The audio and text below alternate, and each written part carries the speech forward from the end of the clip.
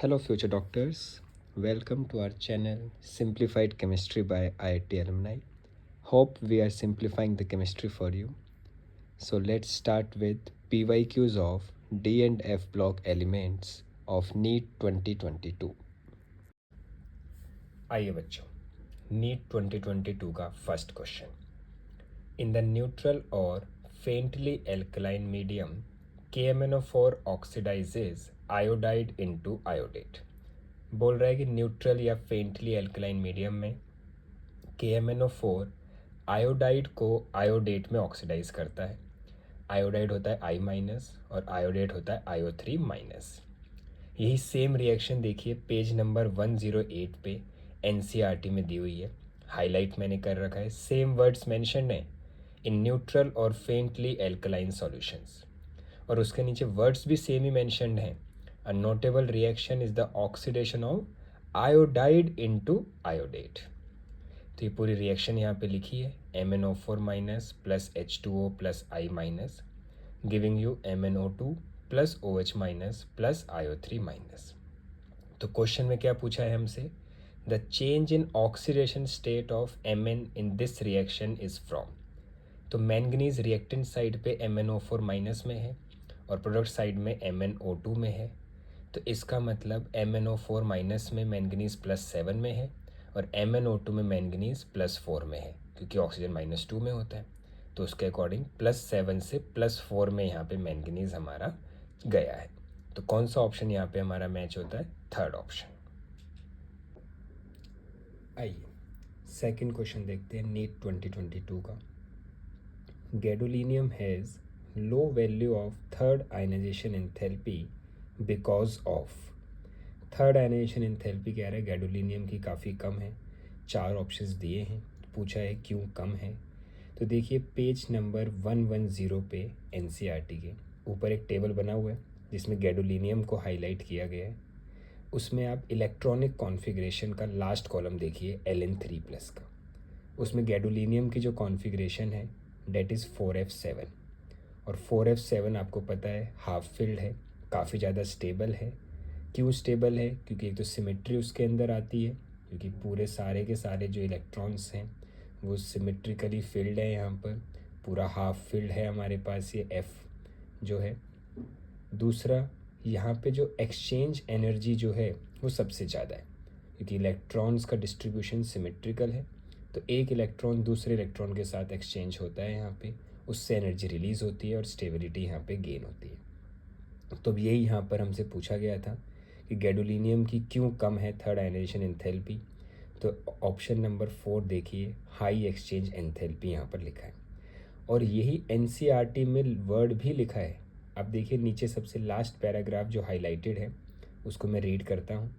Variation of the third ionization enthalpy indicates that the exchange enthalpy consideration as in 3D orbitals of the first transition series appear to impart a certain degree of stability to empty, half-filled and completely filled orbitals F level.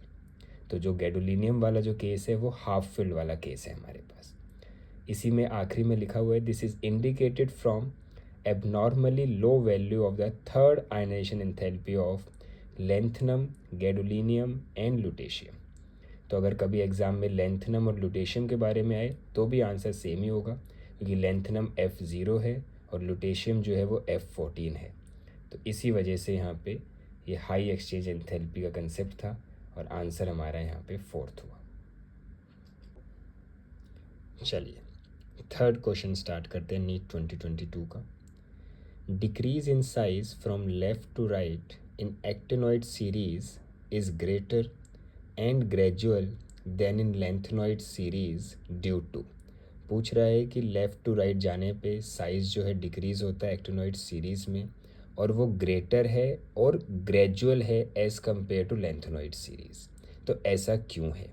तो देखिए साफ साफ NCERT में दिया हुआ है. Page number 112 पे paragraph highlighted है.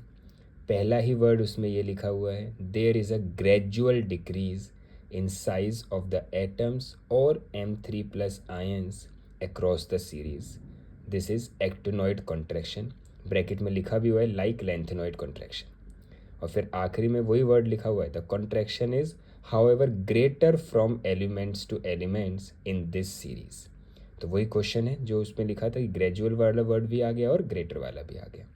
अब क्यों है ये एनसीईआरटी में सबसे आखिरी में लिखा हुआ है, resulting from poor shielding by 5f electrons, और यही नीट का ऑप्शन नंबर 4 भी है, 5f orbitals have poor shielding effect. तो इस पुअर शील्डिंग की वजह से यहाँ पे जो हमारे पास एक्टिनॉइड कॉन्ट्रैक्शन जो है वो ज़्यादा हो गया है यहाँ पे, क्योंकि 5f ने बिल्कुल भी शील्ड नहीं किया है, तो साइज जो है वो डिक्रीज हो गया है due to increase in effective nuclear charge. तो option 4 is the correct answer. चलिए लास्ट क्वेश्चन नीट 2022 का स्टेटमेंट वाला क्वेश्चन है। स्टेटमेंट 1 में बोला गया है Cr2 plus is oxidizing and Mn3 is reducing in nature. तो नज़र डालिए पेज नंबर 98 पे केमिस्ट्री के एग्जाम्पल नंबर 4.4 में साफ साफ ये लिखा हुआ है कि Cr2 plus is reducing and Mn3 is oxidizing when both have D4 configuration Y।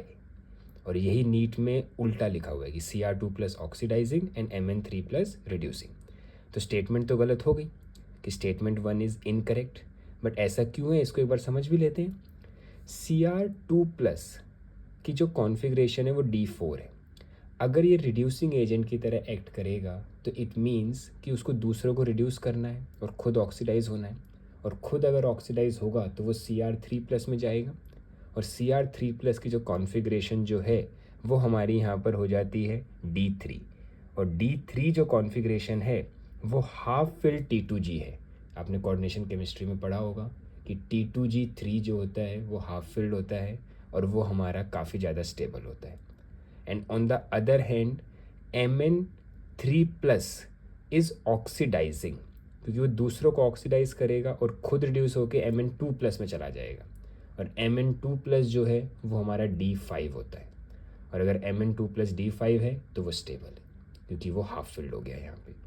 तो इसका मतलब Cr2 रिड्यूसिंग है और Mn3 ऑक्सीडाइजिंग है। नीट में इसका ऑपोजिट दिया था, तो इसलिए स्टेटमेंट 1 जो है वो हमारी क्या है यहाँ पे इनकरेक्ट है। सेकेंड स्टेटमेंट में लिखा है Sc3 compounds are repelled by applied magnetic field. अब Sc3 की कॉन्फ़िगरेशन अगर हम देखें तो फर्स्ट मेंबर है 3D ट्रांजिशन सीरीज़ का, और स्कैंडियम की जो कॉन्फ़िगरेशन होती है वो होती है 3D1 4s2, और अगर स्कैंडियम 3+ अगर हम करेंगे तो 4s से दोनों के दोनों इलेक्ट्रॉन्स पहले जाएंगे और फिर एक इलेक्ट्रॉन D से भी चला जाएगा, मतलब 3D 0 हो जाएगा। इट मीन्स इसमें कोई भी इलेक्ट्रॉन अनपेयर्ड नहीं है। और यही देखिए पेज नंबर 101 पे दिया हुआ है, सबसे आखिरी में जो हाईलाइट भी कर रखा है कि diamagnetic substances are repelled by the applied field whereas paramagnetic are attracted. और डायमैग्नेटिक वो होते हैं जिसमें एक भी इलेक्ट्रॉन हमारे पास यहाँ पे अनपेयर्ड नहीं होता है, सारे के सारे पेयर्ड होते हैं।